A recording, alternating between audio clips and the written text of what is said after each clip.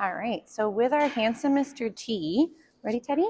We do have some workers here today working a bit with the fire alarm system, so it won't be making noises yet, but there's going to be some potential noises like from ladders and fun stuff off in the distance. So for Mr. T, with the distraction that's literally right across from us, he's going to be working a little bit with going to his bed and targeting his spot. I know mom has been working on going to a chair in the home front, so that's why I wanted to try to keep it a little bit consistent at times and work through sometimes a chair and other times maybe sometimes a flat target too. I know he technically has 2 homes that he bounces back and forth between because they've got 2 different locations. So Rennie, bed, nice, good job. So as he's working a little bit with his place behavior, I like to in the beginning get him just comfortable going to the spot and building up value. We are going to work again through the stay as well. Nice job, Mr. T. So you'll see that as of right now, because there's added level of distraction off on the other side of the room, I'm going to try to keep the criteria lower.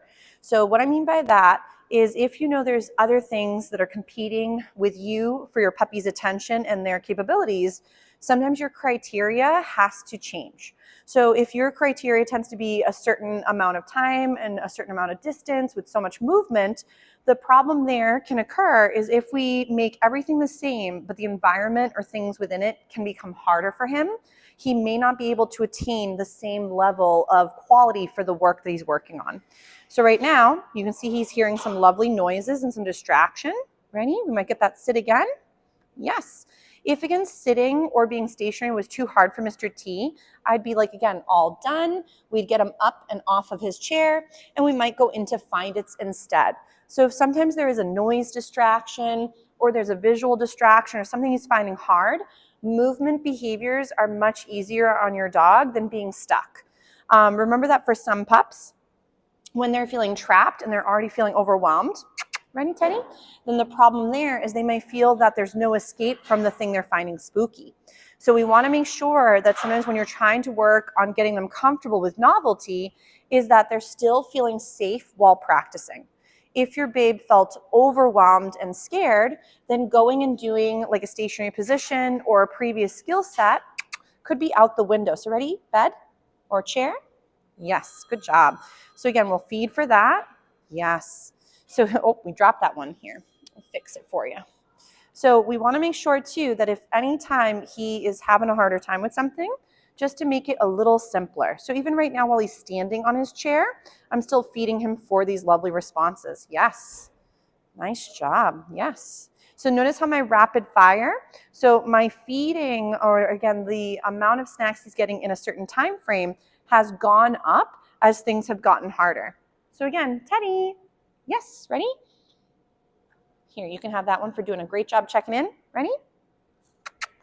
So if let's say we do get him a little bit where he gets distracted or overwhelmed, we just want to go ahead and see if we can reboot him and see if he's able to offer skills again. If your babe is unable to offer the previous skill set, that's also again a barometer as to how he's feeling. So if you're finding he's not doing as well with something, lower the criteria, change the environment to maybe better suit him, or get out of that situation if he's not doing well. Because remember, no matter what you're up to, your babe is still learning. And if they're learning that new environments equal shut down, become reactive, get overly exuberant, excuse me, then your puppy is learning that through practice, that might be what you do when you feel those big emotions. So ready? Teddy, come.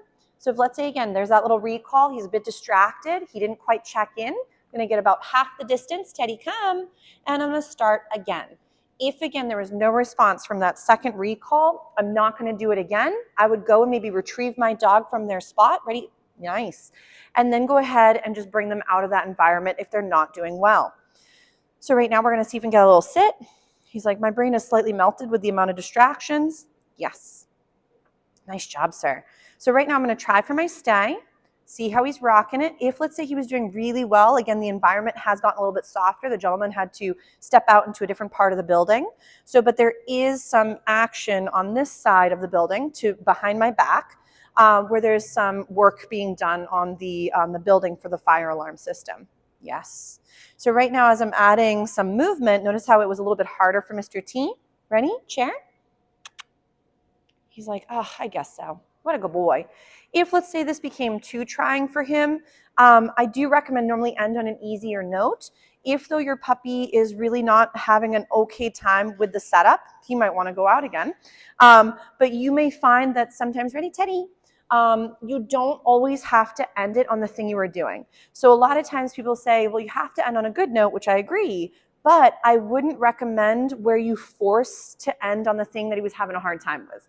So if, let's say, the gentleman off in the distance is too overwhelming or too distracting, and I'm trying to get one more stay position or behavior out of him, I might lose him, and then the behavior itself becomes a bit nervous or negative because I'm forcing him to do something when his comfort range is out the window. So if, for example, he couldn't acquire this stay on the mat, we might end on, let's say, a little find it, and then Teddy with some name recognition. So lowering it to a simpler or softer behavior is much better than forcing something if your puppy's unable to do it at the moment. Teddy, come. Yes. You can, if your puppy's been completely lost because the environment or the setup became too big and too overwhelming, you don't even have to continue. Sometimes if they heard like a backfiring car or they heard a loud noise, fire engine, whatever it might be, your babe may be done. And at that point, there's no point in trying to train or to practice because their comfort range has definitely gone far, far away from that norm.